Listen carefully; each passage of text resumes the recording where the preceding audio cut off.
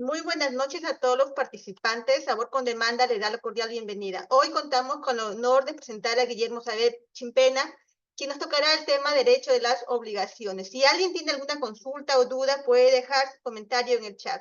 Sin más preámbulo, damos inicio. Adelante, Guillermo, te escuchamos. Emily, buenas noches. Es un placer poder saludarte. Te agradezco muchísimo por la invitación. Gracias a los muchachos que nos escuchan ahora dentro del Zoom o que nos van a ver de manera posterior también en la emisión que se haga. Y en principio, Emily, estoy bastante contento de poder participar aquí en el canal de YouTube. Sé que tiene una gran amplitud, que cada vez más personas se están uniendo para poder ver y lo mucho o poco que podamos aportar el día de hoy esperamos que pueda servir, ser de utilidad para el desarrollo y conocimiento de nuestro público académico. Entonces, Emily, el día de hoy vamos a hablar sobre derecho de las obligaciones. Materia civil, que justo es mi especialidad. Te agradezco que me has puesto el tema sencillo, conociendo mis talones de Aquiles. Y el derecho de las obligaciones es una manera de poder tomar una arista, una ramita del amplio ramo que es el derecho civil. A pesar de eso, a pesar de que es solamente una sección de las tantas que tiene el derecho civil, que es amplio por su propia naturaleza, es decir, dentro del ordenamiento jurídico peruano y latinoamericano en general, nuestro derecho civil es el más amplio por ser el más antiguo en lo que antecedentes históricos se refiere.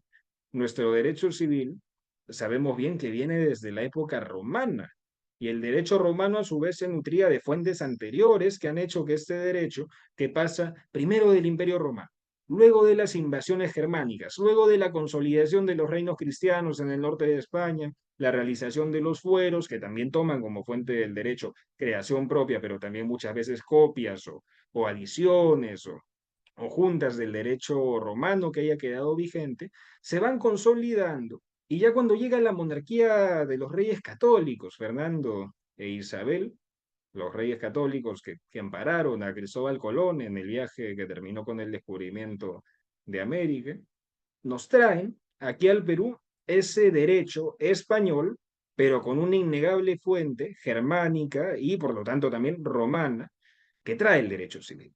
Es decir, instituciones civiles como los contratos son instituciones que sí o sí tienen que existir en una sociedad para que ésta pueda funcionar. No sorprende que las fuentes más antiguas que tenemos del derecho no sean de derecho administrativo, que también las hay muy antiguas. Por ejemplo, sistemas de contabilidad tienen que ver mucho con la administración, digamos, de una dinastía, de un reino, pero tampoco de derecho penal, que es cierto que sí existen leyes penales muy antiguas, como en los códices de Al-Hammurabi, que recogen la ley del talión, el famoso ojo por ojo, diente por diente.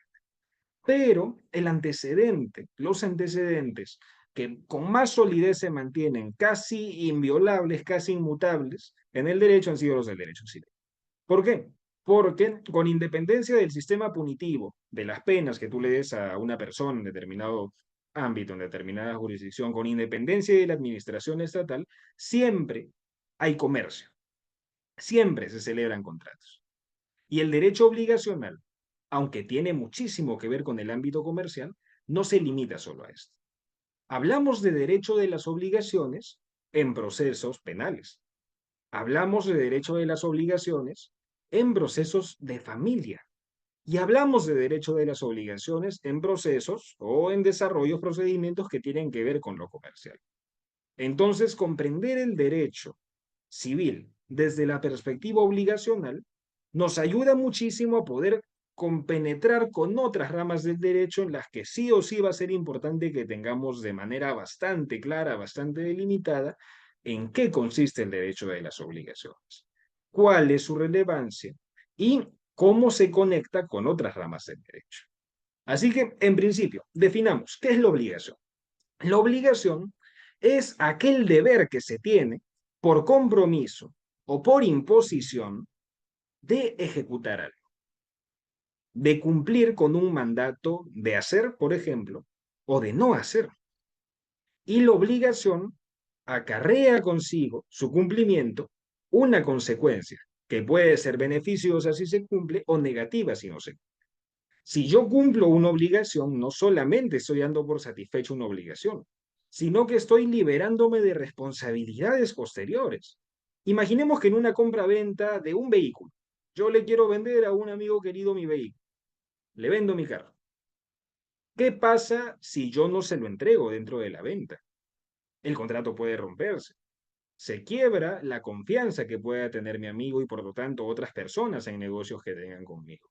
Y también podría haber una responsabilidad si se ha estipulado en el contrato o sin necesidad de contrato, de manera supletoria con lo que señala el Código Civil, yo ya entraría en un supuesto de responsabilidad si no cumplo con mi obligación.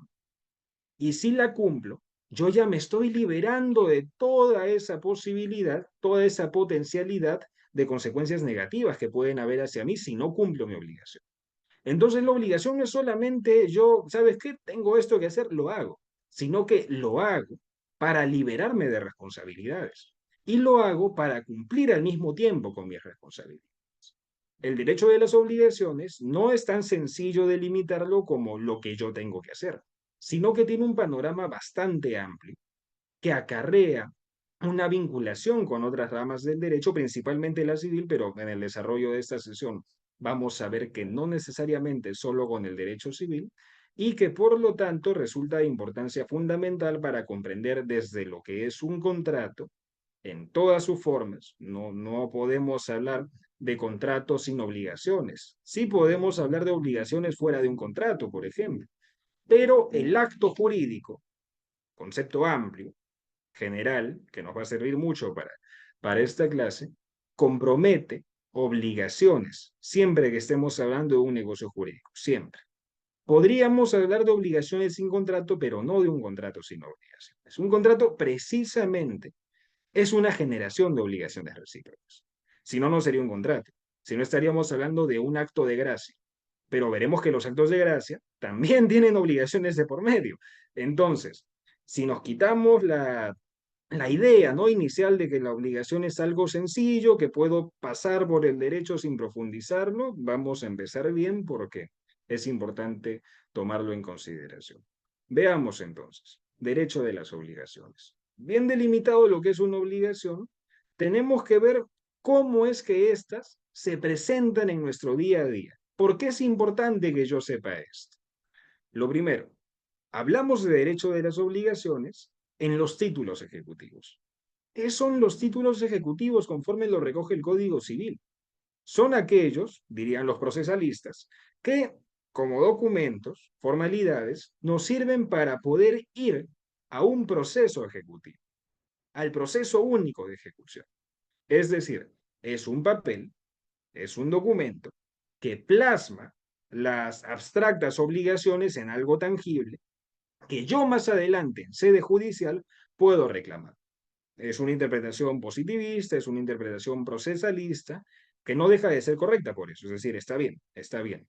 Los títulos ejecutivos contraen allí, comprimen, recogen las obligaciones, las plasman. Pero las obligaciones se presentan en su espectro más amplio dentro del día a día. En los negocios que se hacen de manera constante, que no necesariamente deben tener un contrato, que muchas veces son verbales, en los negocios de mayor escala, en los que sí o sí, por obligación de ley, tenemos allí el contrato, pero también las obligaciones se dan en sede judicial. Imaginémonos, comprendiendo el concepto de título ejecutivo, que yo tengo no un contrato como tal, no estamos hablando de onerosidad, no es que yo te pago para que tú hagas esto, pero imaginémonos que yo tengo un acta conciliatoria dentro de un proceso civil de familia. Digamos que es el proceso de alimentos. Se llega al acta conciliatoria. Y sabiendo que los alimentos comprenden no solamente, como suele decirse o creerse, la obligación de dar dinero para que se compre la comida, no, sino que comprende muchísimos aspectos.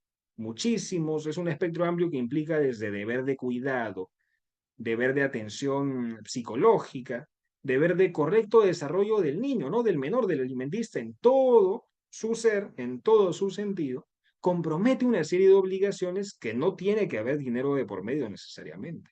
Es decir, una de las cláusulas de mi acta conciliatoria dentro del proceso de alimentos puede decirme que estoy obligado a pasar un monto, pero también me puede decir que estoy obligado a pagar una pensión escolar, por ejemplo, una pensión universitaria.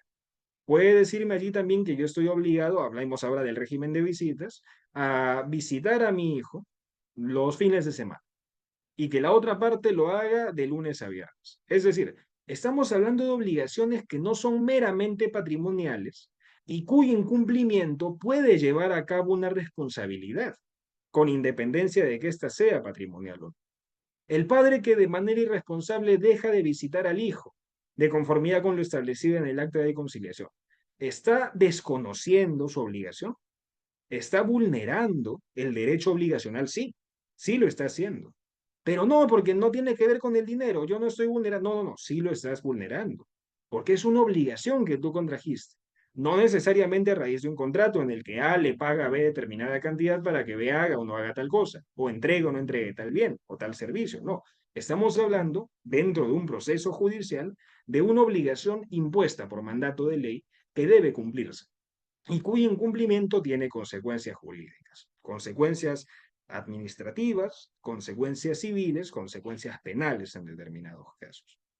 El derecho de las obligaciones no necesariamente tenemos que comprenderlo como las obligaciones en sentido amplio que tiene un ciudadano como tal.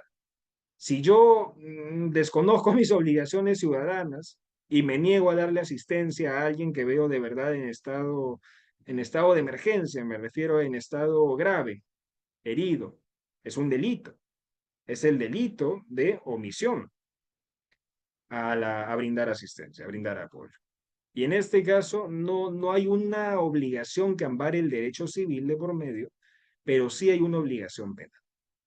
Yo también tengo varias obligaciones como ser respetuoso, como ceder el asiento rojo, por ejemplo, en el transporte público, el asiento para las personas mayores, discapacitadas, embarazadas, etcétera. También tengo deberes ciudadanos, como el no andar diciendo mentiras de la gente, por ejemplo, que en ese caso se me podría querellar. Pero estamos hablando ahí ya de responsabilidad penal. Las obligaciones se ciñen en estricto para su estudio dentro del derecho civil, pero tienen maneras de tocarse a través de, por ejemplo, el derecho penal. Comprendiendo bien entonces la distinción entre las obligaciones que tenemos nosotros, que nos ordena el derecho a ser buenos ciudadanos, a ser buenos padres, a ser buenos hijos, porque hay obligación legal de ser buen hijo. Uno se le puede quitar la dignidad, por ejemplo, declararse indigno dentro de un testamento por una conducta deshonrosa que pueda tener en contra de un padre. Y también hay hijos que pueden o eximirse de la responsabilidad de brindar asistencia a un padre que los haya abandonado. Ya existe jurisprudencia al respecto. Fuera de esas obligaciones, hablando de las que nos ciñen el título ejecutivo, veamos cómo podemos vincular eso con el derecho penal. Esta no es una disciplina que únicamente debe manejar un civilista y que tampoco debería el civilista únicamente dejarla dentro del aspecto civil. ¿Por qué? Vayamos de nuevo al supuesto del ejemplo, un automóvil. Yo me comprometo contigo, a través de un contrato vamos a ponerle ahora un poco más de sabor, ¿no? Como el nombre del canal, sabor con demanda. Vamos a ponerle más detalles al caso, vamos a hacerlo más real. Imaginémonos que yo he celebrado un contrato de garantía mobiliaria con un comprador. Ese contrato de garantía mobiliaria, que si la memoria no me falla, fue normado en el año 2018 porque ya existía el contrato de garantía mobiliaria de manera previa, pero para que la SUNAR tenga un registro especial al que le llamaron el sistema informativo de la garantía, ahí está, sistema informativo de la garantía mobiliaria, lo han regulado el 2018 a través de un decreto supremo, pero recién a partir del 2021 más o menos, este decreto ya se ha vuelto efectivo con la creación de este sistema. Vamos a entrar al Google Chrome para comprobar lo que estoy diciendo. Sistema informativo de garantías mobiliarias, para que vean que es real. Tenemos el SIG. Es un sistema de los más recientes que se creó en la escuela, que ha levantado un gran debate académico, porque es una publicidad registral que aunque no tiene todos los elementos de garantía de los demás registros, como el registro de personas naturales, el registro de testamentos y sucesiones intestadas, el registro vehicular, aunque la SUNAT lo recoge, yo allí sí estoy de acuerdo, es decir, no se ciñe en estricto a los principios registrales, porque la información de aquí no necesariamente es 100% veraz. La SUNARP no le pone tanta presión a los requisitos estrictos para registrar una garantía mobiliaria, pero atiende a una necesidad de mercado. Y para no ir por las aristas, veamos que aquí yo puedo inscribir todos mis contratos de garantías mobiliarias. ¿En qué consiste un contrato de garantía mobiliaria? Es un contrato a través en el cual era el término antiguo, que hoy ya no se usa, no lo podemos utilizar, no se aprobaría en cualquier examen si lo ponemos, era la prenda. Antes se llamaba prenda. Luego lo regulan como garantía mobiliaria, en el 2001. Y ya a partir del 2018 se norma y en el 2021 se publica el sistema y ya hablamos de la garantía mobiliaria registrada, publicitada en el sistema informativo de la garantía mobiliaria. Sin muchas vueltas, este contrato consiste en que yo te dejo un bien a cambio de que tú tengas unas obligaciones conmigo. Y te dejo en garantía ese bien. Imagínate que quieres pedir prestado 10.000 soles y dices, mira, te presto esos 10.000 soles, ¿ya? Y como garantía mobiliaria, yo te doy aquí mi moto. Tú tienes mi moto, tú guardas mi moto, te la vas a quedar tú hasta que yo termine de pagarte los 10.000 soles que te debo más sus intereses.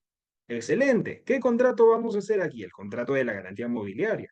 Yo pongo en garantía mobiliaria esto a cambio de que tú me des una prestación, en este caso 10.000 soles, y que luego yo te lo voy pagando y terminado el plazo, me devuelves mi bien. ¿Cómo paso a llamarme yo técnicamente acreedor garantizado? Yo que tengo allí esta obligación para poder cobrar, yo puedo cobrarte ahí, tengo el derecho, los 10.000 soles más los intereses, voy a llamarme ahora el acreedor garantizado. ¿Por qué? Porque ya hay una garantía mobiliaria de por medio. Y yo, para poder hacer valer mi acreencia, es decir, para poder hacer valer el dinero, el cobro del dinero que tú me estás debiendo, inscribo este contrato acá, lo publicitamos y así cualquier persona diligente se va a dar cuenta de que tu moto actualmente no la tienes tú, porque está dentro de una garantía mobiliaria y aquí se puede verificar. Es importante que tengamos en cuenta esto porque este es un registro relativamente nuevo. Como les digo, desde el 2018 se había ya normado, pero recién en el 2021, en mayo del 2021, podemos entrar a esta página. Es decir, tiene unos añitos apenas. Y las personas tienen que saber que existe esto para cuando compran bienes. Mucho tiene que ver el tema de vehículos, porque aunque el registro vehicular es el más seguro, que qué duda cabe, es importante que podamos chequear aquí que esos bienes muebles registrados también pueden estar dados en garantía. Y aunque no es el tema principal, hay que decir que los vehículos no son los únicos bienes que pueden someterse, como lo dice su propio nombre, garantía mobiliaria. Yo puedo poner un bien mueble a esta disposición. Y bien mueble entendido en el sentido amplio. Es decir, yo puedo tener aquí también unos suministros, ¿no? El clásico contrato de suministro ahora también puede ser una garantía mobiliaria. Y yo puedo ponerte en garantía todo el lote de productos de mi bodega, por ejemplo. Es decir, es algo variable. Obviamente alguien va a entrar, va a comprarse una leche, va a comprar un aceite, va a comprar una gaseosa, pero yo voy renovando constantemente el lote. Y para no estar, que sería ilógico, especificando punto por punto que, oye, ya, mira, tú me has prestado 20.000 soles y te doy a cambio como garantía el lote de mi bodega. Yo no voy a estar especificando, ya, tú tienes 48 huevos, tienes 35 Inca Colas, tienes 87 Bubalús, no lo puedo estar cuantificando así, te doy todo el lote. Y va variando, ¿no? Por necesidad del mercado, obviamente, por el flujo regular del comercio, va entrando una cosa, saliendo otra, pero todo el lote de la bodega, toda la producción, no es producción, todo lo que va ingresando, lo tengo allí como garantía. Y también puedo registrarlo, aunque no sea un bien delimitado, así puntito por puntito, pero también puede registrarse. Entonces, cuando vamos a hacer un negocio, un paréntesis que aquí cerramos, chequemos el sistema informativo de la garantía mobiliaria para saber si lo que nos están dando no tiene un acreedor previo. Imagínense, me gusta abrir paréntesis, ya me van a disculpar, pero es para que lo podamos tener en cuenta, que creo que son datos útiles. Imagínense que en el ejemplo del caso, la moto, viene un tercero, y dice, uy, tu moto me gusta, oh, sí, ¿sabes qué? Te la ven. Y no informas de manera diligente que tienes ahí esa garantía mobiliaria de por medio. Yo no reviso nada, no reviso ningún registro y de manera negligente digo, ya sabes que tú eres mi amigo, confío en ti, te compro tu motazo, te pago, ya te volaste el dinero, yo te digo, ya, la moto, te la llevas. Y luego te das cuenta de que esto tenía una garantía mobiliaria de por medio. Estás entrando a tallar como responsable en contra de la persona con la que originalmente se contrajo la obligación. Pongámoslo en sencillo, hay otra persona que tiene un mejor derecho que tú de tener esa moto, porque es un derecho, según el principio general, de primero en el tiempo, primero en el derecho, que otro se ha ganado por más mérito por comprar, por ponerle en garantía primero. Entonces, si yo le presté al dueño de la moto 10.000 soles y le dije, me vas a dar en garantía tu moto, y viene un tercero y se la compra, me la va a tener que devolver a mí. Y va a quedar muy perjudicada de la otra persona por no saber precisamente manejar esta clase de sistemas y por no haber tenido algunas nociones del derecho obligacional que estamos estudiando ahora. Las obligaciones tienen un grado de prelación y de prioridad. Es decir, las obligaciones sí pueden contraerse de manera variada, de manera múltiple, entre una, dos, muchísimas personas, pero hay obligaciones que deben cumplirse primero con unos y dejando de manera posterior el derecho para otros. Así la obligación, por seguir en nuestro ejemplo, que contrae la primera persona de entregar la moto al que le ha prestado 10.000 soles, tiene más peso que la obligación que contrajo con el otro de entregarle la moto por 20.000 soles en venta. Entendiendo eso claro, teniéndolo presente, vamos entonces ya a cerrar el paréntesis y seguimos con nuestro asunto, las obligaciones. Nos quedamos en que yo soy el acreedor garantizado porque, ¿cómo garantizo mi operación? ¿Cómo garantizo la fiabilidad de este contrato? A través de que la otra persona me ha dado la moto en garantía. Y yo la puedo tener allí guardada, incluso si lo pactamos en cláusula, hasta la podría usar hasta que me devuelva la plata. Y mientras eso pasa, yo estoy garantizado de poder cobrar los 10.000 soles con los intereses que me deben hasta el final porque yo tengo allí tuyo.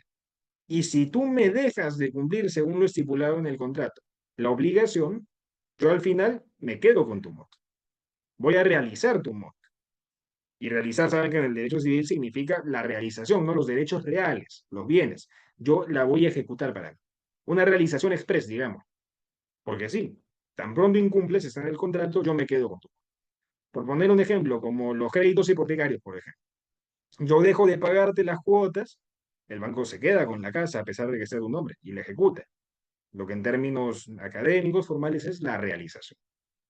Entonces, entendimos en este ejemplo que hay obligaciones dentro de los contratos que se pueden expresar en obligaciones de hacer o de no hacer.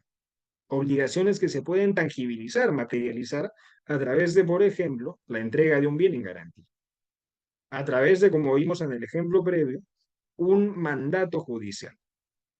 Una sentencia, por ejemplo, puede importarnos obligaciones dentro de un proceso civil.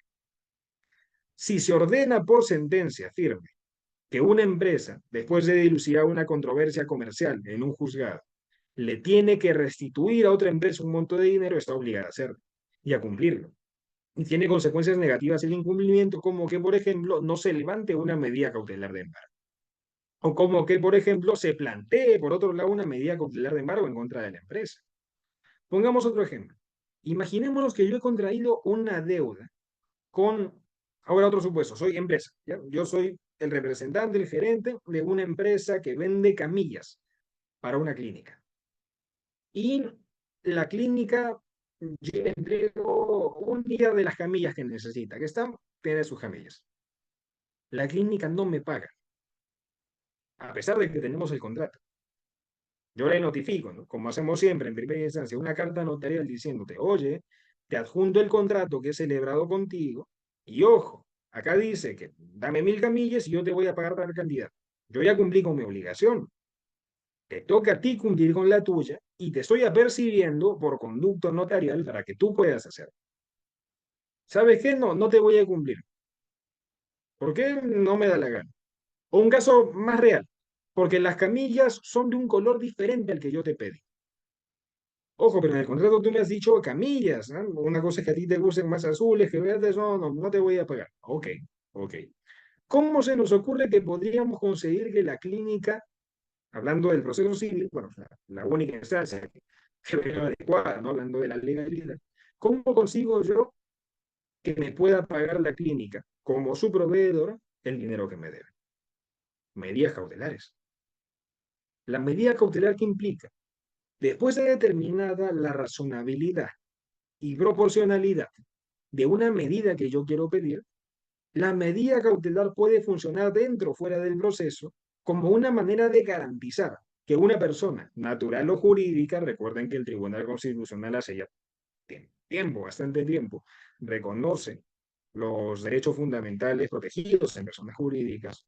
Yo como persona natural o jurídica tengo la medida cautelar para garantizar el correcto ejercicio y la falta de vulneración de mis derechos fundamentales. Y hay derechos que se vulneran si dentro de las obligaciones alguien no cumple, sí. Sí. Porque yo tengo el derecho de poder ejecutar mi deuda contigo. Tú no puedes privarme del dinero que, por ejemplo, me sirve a mí para pagar a mis trabajadores, para seguir haciendo más negocios más adelante. Y por eso te planteo una medida cautelar que lo que va a hacer es que un juez te ordene que tú me pagues a mí a través no de tu voluntad, sino por la coactiva. ¿Cómo hacemos esto? Una medida cautelar de embargo. Puede planteársenos en esta situación que a la empresa nosotros le planteamos un embargo por el monto equivalente al dinero que me debes, por el negocio que hemos hecho de las canillas. Lo planteo allí. Y con el embargo, a través de las cuentas activas en el sistema financiero peruano que tenga la empresa, la clínica en este caso, se va a retener el dinero por la fuerza y ese dinero el juzgado me lo va a hacer llegar a. ¿Por qué? Porque la otra persona ha quedado acreditado que tiene una obligación común. Y esto no es únicamente declarativo. Puede parecer evidente, ¿no? Pero es importante recordarlo. Para que mi medida cautelar proceda, yo tengo que haber acreditado que existe una obligación cierta. Y en los casos más sencillos, ¿cómo demostramos que hay una obligación cierta para que el juez me pueda conceder la medida cautelar y posteriormente darme la razón en el proceso?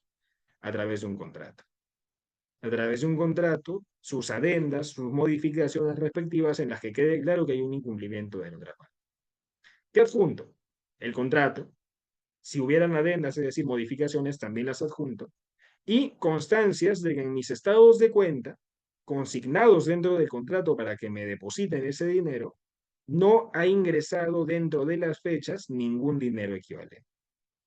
Entonces, habiendo adjuntado eso, al juzgado le va a corresponder, ok, dame tus descargos, otra contraparte, pero como queda completamente acreditado que tú sí tienes una obligación pendiente de satisfacerte, se puede ir planteando el embargo, se puede ir planteando la medida cautelar y se hace la retención del.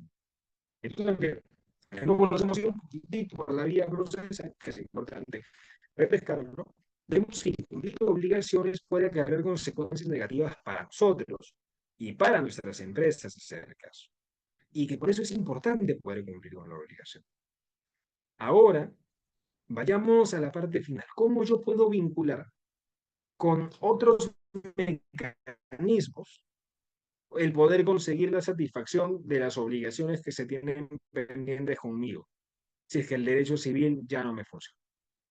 Imaginémonos que dentro de nuevo de mi contrato de garantía mobiliaria, imaginémonos que yo aquí no tengo una posibilidad real de poder cobrar, porque la garantía mobiliaria se constituye como una abstracción, es decir, como algo imaginario, digámoslo, como algo abstracto, que puede concretarse a través de la puesta a disposición del bien, pero también puede hacerse sin esta puesta a disposición.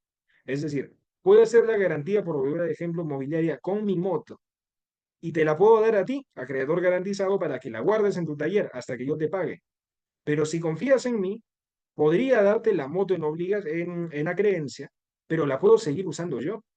Es decir, si es posible hacer un contrato de garantía mobiliaria en el que yo te pongo mi moto a disposición, pero solamente en los papeles. Yo la voy a seguir utilizando. Y si es que no cumpliese con devolverte el monto del préstamo, allí recién tú puedes demandar que se te entregue la moto en virtud del contrato, como con cualquier título ejecutivo. Pero veamos algo importante.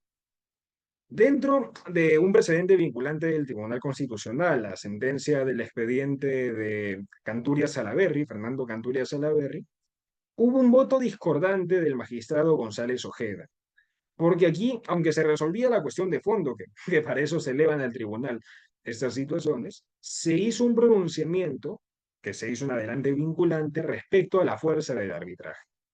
El arbitraje, reconocido por la mayoría de tribunos y por lo tanto ya para la jurisprudencia, como una jurisdicción particular que incluye primero el común, digámosle de manera informal, la judicial, luego la castrense, es decir, la militar, que hay procedimientos, hay procesos que son exclusivos del ámbito militar, también se tiene la jurisdicción, convinieron así en llamarla la mayoría de tribunos, del arbitraje.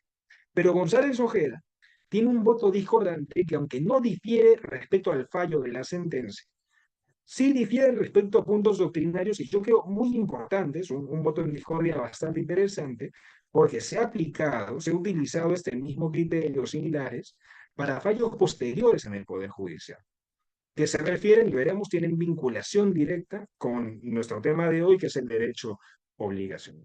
González Ojeda nos decía en su voto discordante dentro de este expediente que las jurisdicciones son algo propio de cada estado y que es unitario.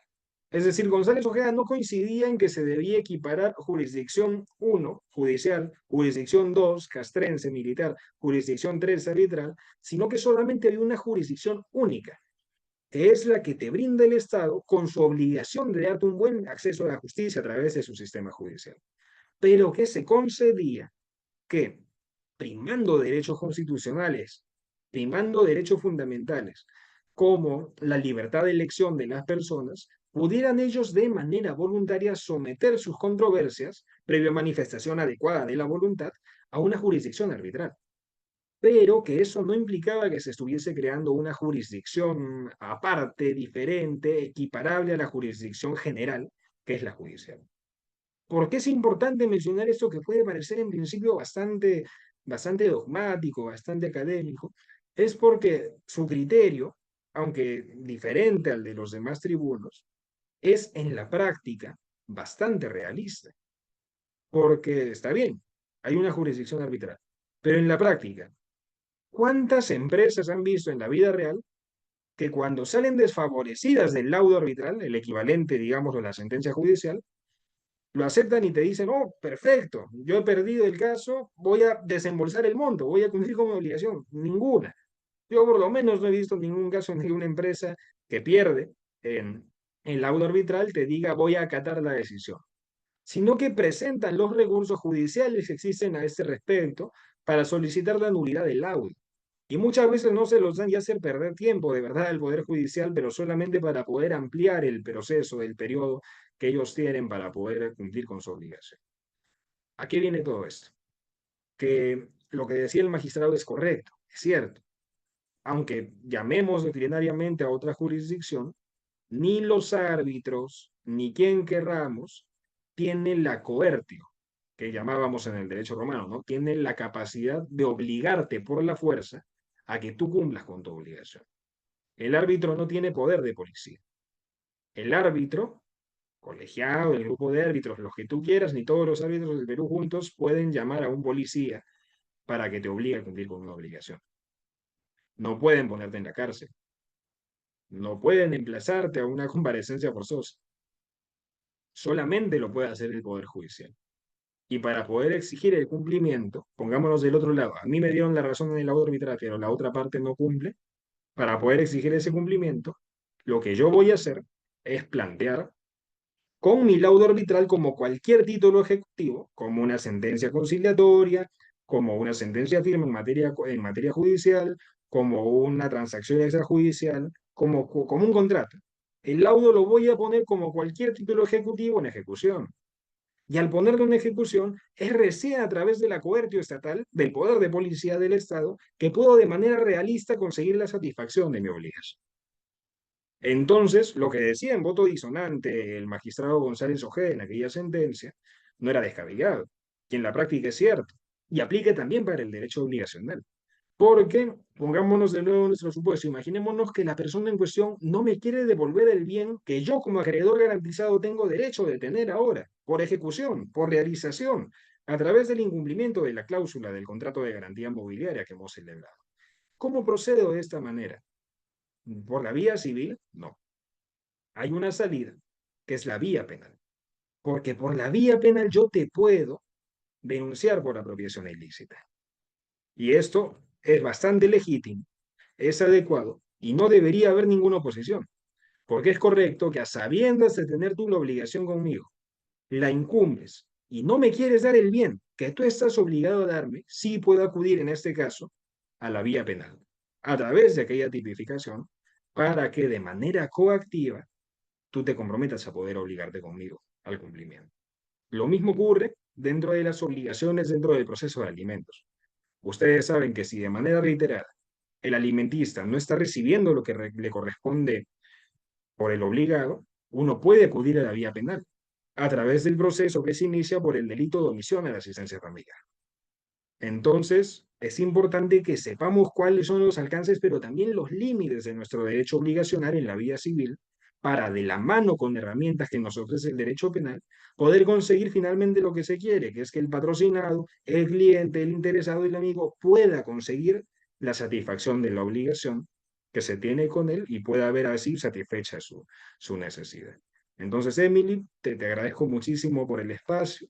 Y me confirma si hay alguna pregunta que nos hayan dejado para poder solventarlas en todo caso.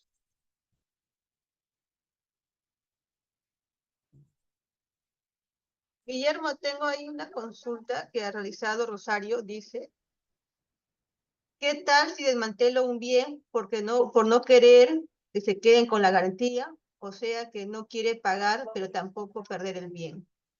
¿Cómo se puede O proceder en claro, ese caso? el desmantelamiento del bien. Esa es la pregunta. Imaginarse que yo desmantelo el bien para no querer cumplir. Ah, la pregunta que realizó Rosario dice, ¿qué tal si desmantelo un bien por no querer que se queden en garantía? O sea, no quiere Bien, pagar, pero tampoco quiere perder el bien. bien. Si yo, hay que delimitar primero quién es la persona que está desmantelando el bien. Si es la persona que debe entregar el bien al final del contrato o si es la persona que lo tiene en su custodia. Si nos aclara eso, continuamos. ¿Y quién es el que está desmantelando el bien? ¿El que debe entregar el bien o el que se lo debe quedar? El Debe, que, el, el, el que puso en garantía su bien. Bien, el obligado entonces es el que desmantela el bien por no querer cumplir con la obligación. O, En o, ese o, caso o tenemos, tiene la apariencia de que lo han desmantelado, ¿no? Algo así. finge, él entonces hace una simulación, él dice, mira, aquí estaba la moto, pero la he desarmado. ¿Por qué? Para más Ajá. adelante volver a armarla y conducirla como si nada. Ajá, algo así. Ya, excelente. En ese caso, la responsabilidad civil continúa, es decir, sigue obligado por el contrato a pesar de que lo desmantela, porque pongámonos, imaginemos una línea recta. Aquí tenemos el inicio de la obligación, la firma del contrato. Yo doy en garantía el bien, sigo utilizando en este caso lo que se puede desensamblar, la moto. Sigo utilizando la moto, pero te voy pagando tu cuota, 1.000, me faltan 5.000 y yo decido que ya no te pago. ¿Y qué dice el contrato? Si tú me incumples esta cuota, procedo a ejecutar el bien. Me lo quedo yo con tu moto. Ah, ok. Venció el plazo. No, no venció el plazo. No te pagué dentro del plazo. Tú tienes el derecho de ejecutarme, pero a ver cómo te cobras tu moto porque la moto ya la he desmantelado. Mira, aquí están las piezas. ¿Qué pasa? Se anula la obligación porque el bien, por mi culpa, que lo he desensamblado, ya no existe como tal, solamente quedan las partes integrantes. Bueno, que en este caso la moto suelta, yo difícilmente la llamaría parte integrante, ya está destrozada en apariencia para el que tiene que ejecutar la deuda. ¿Y qué pasa allí? ¿Se extingue la obligación? No. Continúa la obligación civil. Y si tú, de mala fe, has desensamblado la moto para no querer cumplir, y yo me entero más adelante de que la volviste a armar y sigues conduciendo, puedo ejecutarte todavía. Pero incluso si quiero ir por algo más efectivo, veo que la has desensamblado, me voy directamente por la vía penal, porque destruiste un bien que estaba en tu custodia para poder garantizar una obligación que yo tengo. Y eso es un delito, eso es un delito. Y pueden perseguirte con responsabilidad penal de por medio porque tú destruiste un bien que estaba bajo tu custodia y protección. Entonces, Rosario, espero que te haya quedado claro, pero si hay algo que refrescar, otra consulta, pásame la voz y la resolvemos. Gracias, me quedó claro. Perfecto. Emily. tengo una consulta.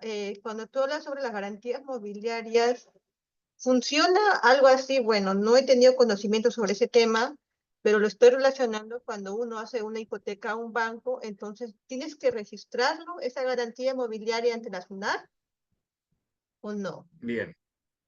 La garantía mobiliaria tiene muchísimos puntos de contacto con la garantía inmobiliaria cuyo nombre es la hipoteca. La hipoteca es cuando yo te dejo un bien inmueble en garantía y la garantía mobiliaria ocurre cuando lo hago con un bien mueble. ¿Cuál es la diferencia? El Código Civil nos da un mandato legal de inscribir la hipoteca para que ésta surta efectos. Es decir, dentro de los requisitos para que un acto jurídico sea válido, uno de sus requisitos, en algunos casos especiales, es que se siga la prescripción normativa al respecto. Y en el caso de la hipoteca sí hay una prescripción normativa. Yo estoy obligado a inscribir la hipoteca en los registros públicos para que ésta sea real y surta efectos. Es decir, un contrato de hipoteca que no se inscribe en los registros públicos no es un contrato de hipoteca. No existe. Por mucho que te diga hipoteca, cláusulas, firmas, tengo que inscribirlo sí o sí para que tenga efectos. En el caso de la garantía mobiliaria, nos sirve como un mecanismo de seguridad el poder inscribirlo, pero no estamos obligados a inscribirlo para que surta efectos. Es decir, si no lo he inscrito ante la SUNART y tengo el contrato, yo igual lo puedo ejecutar. Pero para evitarme disgustos y que más adelante otra persona se compre el bien que está, por ejemplo, en garantía, es recomendable que yo lo ponga allí. O también para evitar, ¿no? Una función preventiva, para evitar que más adelante alguien por un despiste, entra al sistema y no encuentra nada, me haga eso y me perjudique, mejor lo registro, pero no estoy obligado. Sí puedo seguir ejecutando el bien a pesar de no haber inscrito mi contrato de garantía mobiliaria en los registros públicos. Guillermo, tengo otra consulta. Es decir, si Sí. yo registro esta garantía mobiliaria, entonces cuando ya termino de cancelar una deuda, porque estoy dejando en garantía algún bien, ¿tengo que hacer algún levantamiento o cómo funciona eso después de haber cancelado la deuda al Claro, acreedor? ingresan allí la solicitud y se automáticamente allí la SUNAT la actualiza y se levanta eso. Pero este registro, como les comento, no responde a las mismas formalidades que todos los demás registros de la SUNAT. Por eso hubo un debate interesante al respecto, porque es decir, acá no hay un control que te haga el registrador. El registrador en todos los demás actos jurídicos sí o sí te verifica que estén bien las firmas, que todo sea válido, que la persona sea capaz, que esté con la capacidad de poder contratar, de poder ser... Todo eso te lo revisa. En este caso no pasa por un control de registrador. Así que el sistema es una garantía, pero no es perfecta al 100%, y tampoco deberíamos preocuparnos de que lo levanten porque lo hacen al toque. Solo ingresa la solicitud y se levanta rápido y tiene efectos preventivos, ¿no? No formales, preventivos. La última pregunta, Guillermo, para creo que estoy acaparando todo. De ser el caso que yo realizo esta garantía mobiliaria, ¿el pago se realiza de acuerdo al monto que equivale el bien o no se tiene que realizar algún pago? Bien, es una pregunta muy interesante. No necesariamente tiene que ser el monto equivalente del bien. Si nosotros queremos pactar para que sea así, está bien. Imagínate que tengo un coche valorizado en 40.000 soles. Yo lo puedo poner entonces a cambio de que me parece justo de que tú me prestes 40.000 soles, porque si finalmente yo no te puedo cumplir al final, tú te ganaste lo que te he ido pagando en el tiempo y tu carrazo de 40.000 soles, ¿no? Pero no necesariamente. Yo te puedo poner en garantía un bien que valga menos que el monto que tú me vas a prestar, o que valga más que el monto que tú me vas a prestar, o que valga lo mismo, ya va a depender de las partes si es que aceptan o no. Muchas gracias, Guillermo, por haber absolvido mis dudas. Te doy paso para que sigas continuando. Gracias. Ya, Emily. Bueno, es para la primera invitación, tenemos ahí, creo, los aspectos claros de la garantía. Y quedo atento, Emily, de cualquier cosa que surja para más adelante. Sabes que cuentas conmigo. Es un placer que de la misma casa de estudios estemos aquí, dentro del canal. Y les agradezco también a los demás por las preguntas y espero que todo haya quedado claro y será hasta una próxima oportunidad conmigo, pues, Emily.